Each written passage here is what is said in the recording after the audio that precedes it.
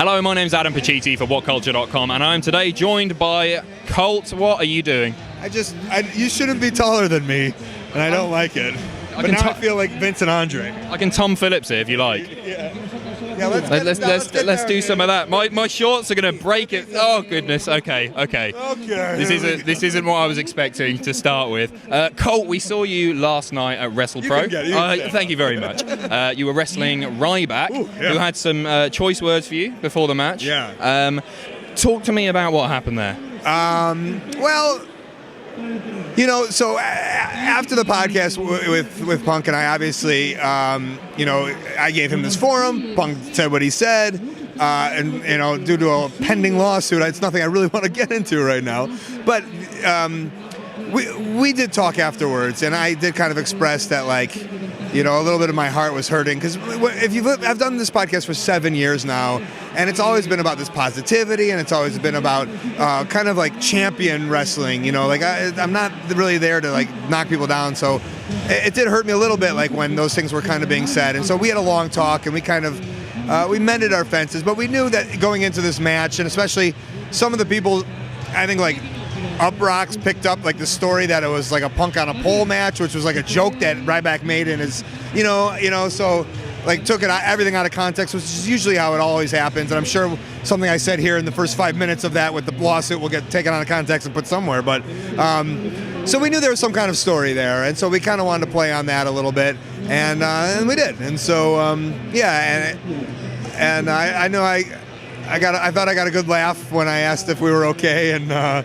that's, as a comedy wrestler, that's always what I'm looking for. But I knew the story was a little deeper, so kind of got a little hard-hitting, a little action afterwards. So there's no genuine animosity there at all? Not from me, and I don't think from him, but I don't know him enough to know if he was putting on a show or, I don't know. I mean, I definitely felt it, but that's how he wrestles, Yeah. I wrestled like a World of Sport journeyman, and he wrestles like Nikita Koloff. So now you were signed to the WWE as Scotty Goldman. Can you talk to me about your experience in developmental? Okay. And the journey to the main roster. Developmental was interesting, and the whole thing is interesting because Steve Kern was one of my bosses, and he's over there, and we were just chatting it up, and so I felt I really thrived in developmental. Not that I knew it wouldn't happen to me, but I felt comfortable. It was OVW and FCW was essentially the independents. It was an independent league, even though it was owned by WWE. And so that's kind of how I knew to get over, and I knew it's just I felt really comfortable, and I did really well. And the problem then, as opposed to now, and I think it's still not even worked out perfect, they didn't even know what was going on in those leagues. They had no clue what was going on in OVW. They had no clue who's the champion, who was over, or FCW. And now it's Triple H is so hands-on, and that's wonderful for those guys. So it's I missed an era a little bit. And so essentially Dusty Rhodes had told me that I was too good to be in developmental. And I think there was a couple of us that had just been there a while, and we knew what we were doing. Guys like Kazarni and Jay Bradley became something. I don't know if you remember. He's Aiden O'Shea now, in TNA, but he was something. He was Ryan Braddock.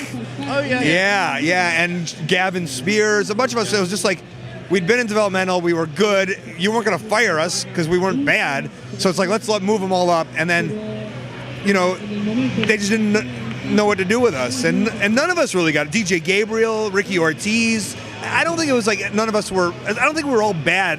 We weren't all collectively awful. We were just all brought in. We were essentially brought in T.L. Hopper, Alex Porto, Freddie Joe. If you remember those guys, and none of those guys stuck around. The Goon. And so, and that's just, we were that class. That was 96. We were the class of 2007 of that class of hey, maybe they'll do something crazy and one will get over. But it was just, from the beginning, it wasn't in the cards for any of us to really become stars. But you on the independent circuit, you're booked everywhere. You're huge on the cards. Yeah. Why do you think it didn't work out? Why? You look at those names from that class, and you're the one that really stands out. So what went wrong for you? And I'm the one that was able to then get fired, and then my career got the best it was ever. Yes. My career was wonderful, and it was almost I was grateful for that. But I see what you're saying, and there's many things I can look back on. I know, allegedly Kevin Dunn just looked at me and was like, "Who's that?" So like I'm in the system 2 years. He's the producer, and he's like, "What?" And I don't look like Batista. I don't look like Wade Barrett. You know what I'm saying? I'm just a chubby Jewish kid from Chicago. But I like to think I have this endearing personality or this charisma or whatever it might be. But no one was able to see that who was on the main roster because I was put in a 2-minute match with Scotty Goldman. And that never able to came through. Actually, I was really a fan of the stuff I was doing, as I love doing What's Cracking with Scotty Goldman, which is a WWE.com show.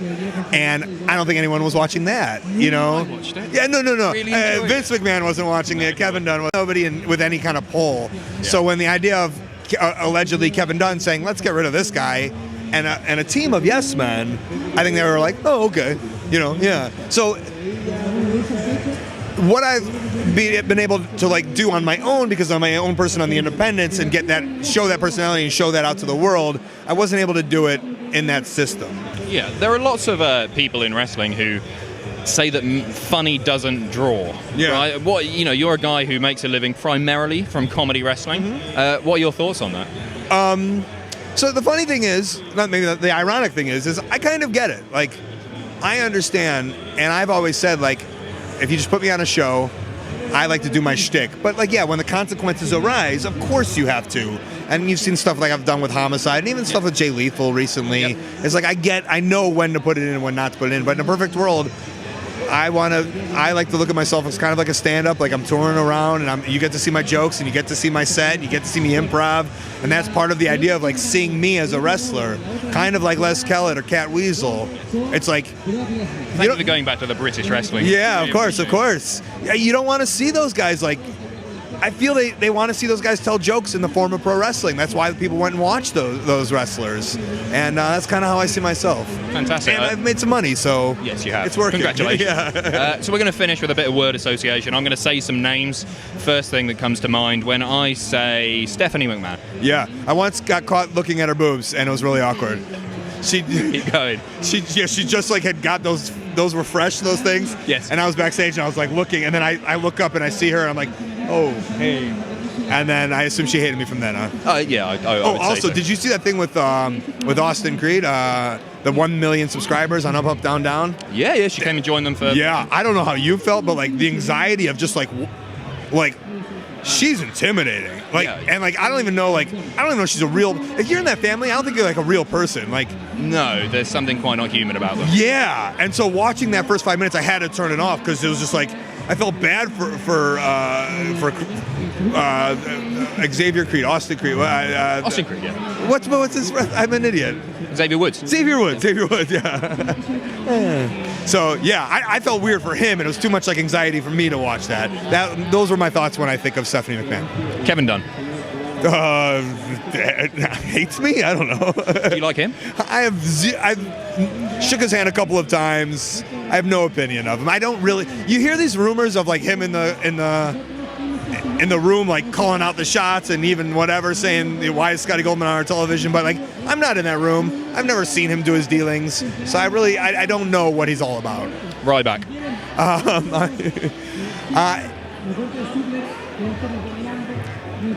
Be careful. I know, right? I love the idea that his positivity, or speaking that positivity, and there's something about like the way he went out in WWE, which maybe like hindsight we're all like, why would he do that?